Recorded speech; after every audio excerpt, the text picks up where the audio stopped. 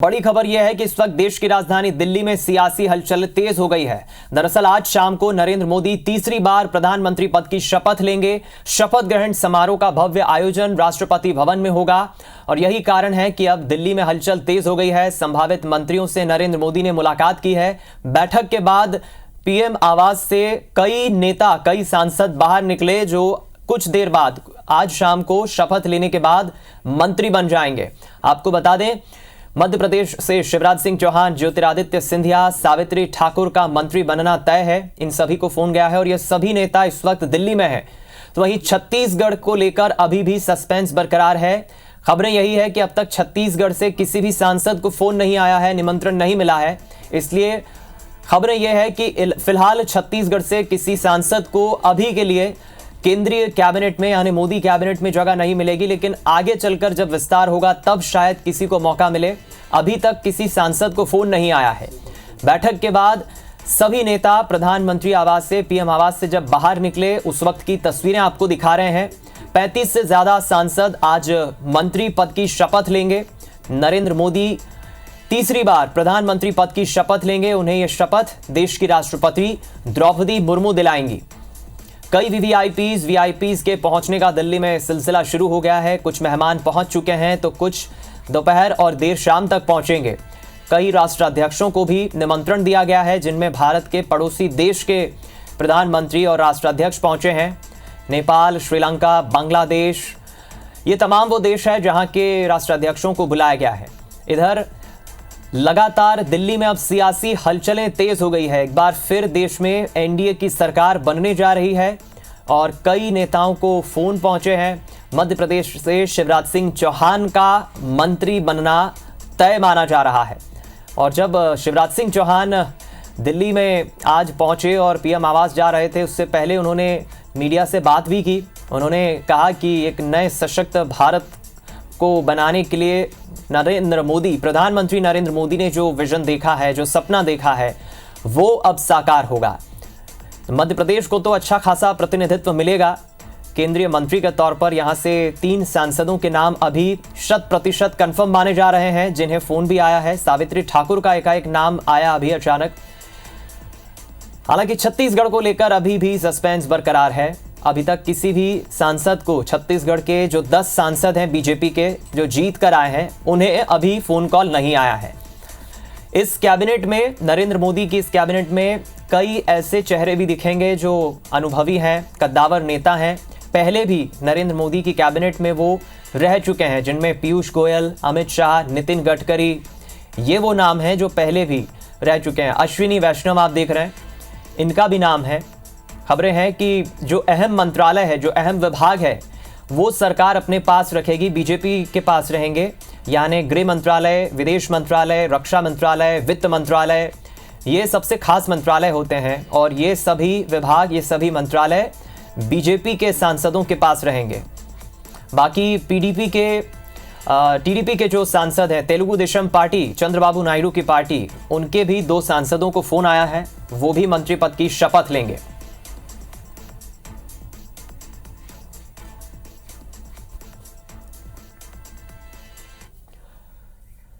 लगातार IBC 24 पर आप कवरेज देख रहे हैं और इस शपथ ग्रहण समारोह से जुड़ी पल पल की अपडेट हम आपको दिखा रहे हैं। अब रुक करेंगे हम हमारे 2 सहयोगी संवाददाताओं का। खबर पर ज्यादा जानकारी और बातचीत करने के लिए हमारे साथ जुड़ रहे हैं राजधानी रायपुर से राजेश मिश्रा जुड़ रहे हैं और नासिर गौरी मध्य प्रदेश के ग्वालियर से हमारे साथ जुड़ रहे हैं। सबसे पहले नासिर, आपसे समझना चाहेंगे, जिस तरह ज्योतिरादित्य सिंधिया पहले भी जिम्मेदारी संभाल चुके हैं, यूपीए की सरकार जब थी, मनमोहन प्रधानमंत्री थे, तब भी वो केंद्रीय मंत्री रह चुके हैं। उसके बाद नरेंद्र मोदी के दूसरे टेन्योर में भी केंद्रीय एविएशन मिनिस्ट्री का उन्होंने मंत्रालय संभाला। ग्वालियर के लोग, ग्वालियर की सियासत में इस वक्त क्या हलचल है? सिंधिया एक बार फिर मंत्री बन रहे हैं। देखिए लोगों में, उनके समर्थकों में खासी खुशी की लहर है। सुबह से ही लोगों का फोन आने का जो सिलसिला था वो शुरू हो गया था। पूछा जा रहा था कि आखिर सिंधिया जी का नाम है, लेकिन ये पहले से तय था कि उनको सिंधिया जी को मंत्री बनना है, क्योंकि यूपी की सरकार में देखिए तब भी मंत्री थे और उसके बाद वो एनडीए की सरकार में भी उड्डयन मंत्री थे। लेकिन उड्डयन मंत्री का कार्यकाल उनका बेहतर कार्यकाल था। उन्होंने कई सारे जो बड़े काम थे ये किए। उसमें अगर देखा जाए तो ग्वालियर के एयरपोर्ट के साथ साथ देश में अलग अलग हिस्सों में एयरपोर्ट के सिविल एविएशन के क्षेत्र में बड़े काम किया। अगर ग्वालियर एयरपोर्ट की बात की जाए तो देश का पहला ऐसा एयरपोर्ट बना है जो वो टाइम लिमिट में बनकर तैयार हुआ। तो ये बड़े काम थे। उनके मंत्रालय से मोदी भी खुश थे और उनका मंत्री बने। लेकिन अब जैसा कि पीएम आवास से ज्योतिरादित्य सिंधिया, शिवराज सिंह चौहान ये लोग निकले हैं वापस मिलकर, तो माना जा रहा है कि ये मंत्री बनना लगभग तय है और उन्हीं लोगों को बुलाया गया था जो मंत्री बनने वाले थे। तो ग्वालियर के लोगों में बहुत अच्छी खुशी की लहर है। लेकिन अगर पहले का कार्यकाल देखें एनडीए का, तो उसमें ग्वालियर चंबल संभाग का प्रतिनिधित्व तो ज्यादा था। नरेंद्र सिंह तोमर यहाँ से थे, मंत्री थे। वो भी एक बड़ी पोजीशन में थे। अहम मंत्रालय था उनके पास में, ग्रामीण मंत्रालय था, खनन मंत्रालय था। लेकिन इस बार केवल ग्वालियर चंबल संभाग से सिंधिया, यानी कि सिंधिया पर ही सबसे ज्यादा दारोमदार है। मध्य प्रदेश में अगर देखा जाए तो 3 लोगों के नाम जिस तरह से चल रहे, ज्योतिरादित्य सिंधिया, सावित्री ठाकुर, शिवराज सिंह चौहान, तो पूरा कुल मिलाकर देखा जाए तो ग्वालियर चंबल संभाग के लिए ज्योतिरादित्य का नाम आया है, उसको लेकर काफी लोगों में खुशी का माहौल है। चलिए आप बने रहे हमारे साथ। राजेश मिश्रा का हम रुख करेंगे और इसी बीच हमारे साथ विवेक पटैया भी राजधानी भोपाल से जुड़ गए। राजेश, अब तक किसी सांसद को फोन कॉल ना आना, वक्त धीरे धीरे बीत रहा है। लगभग अब तो 6-7 घंटे का वक्त रह गया है जब शपथ ग्रहण समारोह शुरू होगा। कहा जा सकता है कि छत्तीसगढ़ के पाले में शायद अभी कोई केंद्रीय मंत्री का पद ना मिले किसी सांसद को। सस्पेंस बरकरार है। क्या चल रहा है छत्तीसगढ़ की सुबह सियासत में?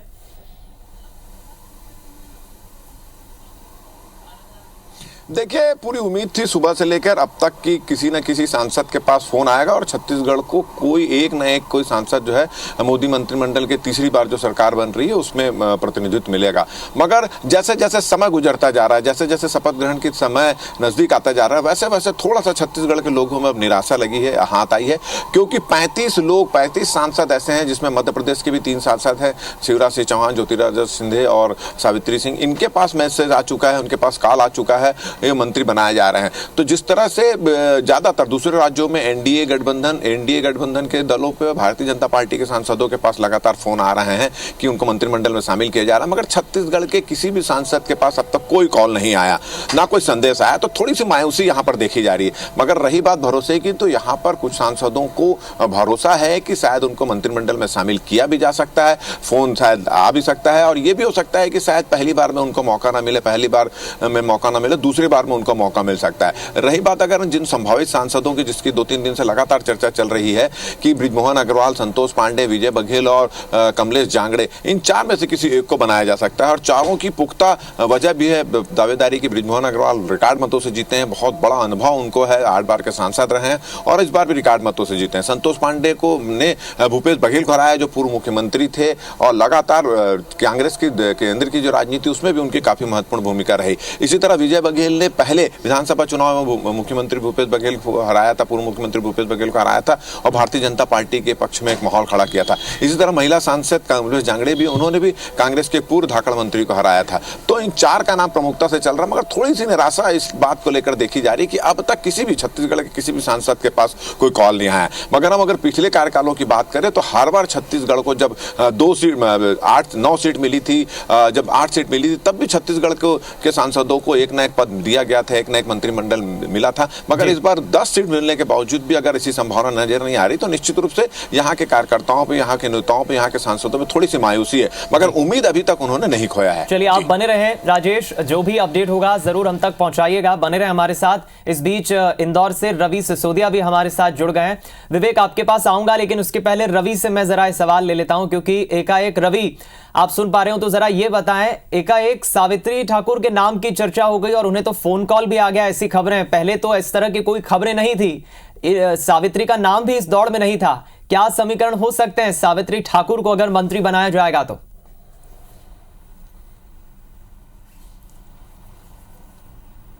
देखिए, सबसे बड़ी बात है कि जो केंद्रीय मंत्रिमंडल बन रहा है उसमें जातिगत समीकरणों को ध्यान में रखते हुए ये केंद्रीय मंत्रिमंडल बनाया जा रहा है। और चूंकि अगर सावित्री ठाकुर की अगर हम बात कर लेते हैं तो 2014 में भी उनको टिकट मिला था, इस सीट से चुनाव जीतकर आई थी, लेकिन 2019 में छतर सिंह दरबार को यहाँ से टिकट मिल गया था, उनका टिकट कटा था। लेकिन अभी फिर से उनको टिकट मिला और धार जैसी आदिवासी बहुल वाली जो सीट है जहाँ पर जेएस का एक अपना अलग दबदबा है और कांग्रेस ने भी जेएस को कहीं ना कहीं एक अपनी सपोर्टिव तौर पर मानकर बीजेपी को कहीं मजबूती से टक्कर देने की कोशिश की थी, लेकिन उसके बावजूद भी इस सीट से एक अच्छा परफॉर्मेंस करते हुए वो जीत कर आई है। और चूंकि वो एसटी चेहरा है, आदिवासी चेहरा है, इसलिए ये जो केंद्रीय मंत्रिमंडल का जो जातिगत समीकरण है उसके बीच आदिवासी चेहरे को रखना एक संतुलन बताता है कि केंद्रीय मंत्रिमंडल जो है या मोदी सरकार जो है वो एक आदिवासी को मंत्री बनाकर एक साफ मैसेज देना चाहती है कि हर प्रकार का हर जातिगत का व्यक्ति, चाहे वो ऊंच हो, चाहे वो